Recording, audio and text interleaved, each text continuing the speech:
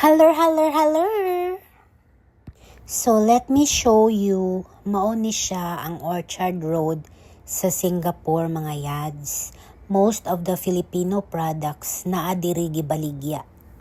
So mohapit sa akong kaon mga yads o sa akong mag-grocery, okay? So mao din ni siya ang ilahan durian ice cream with bread. So mo try ko aning kaon di.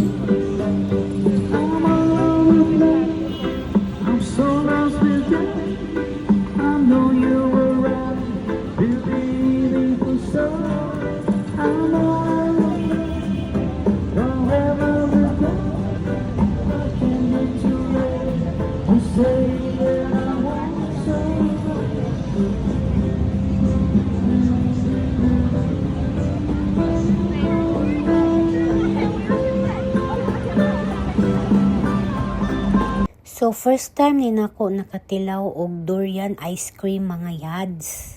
So na-curious lang ko kay daghan jud kaayo pong nagpila ani diri ba every time mulabay ko mag-grocery. So mo nang ni-try ko og palit. Lami siya mga yads. Ang durian na ice cream niya parisag pan.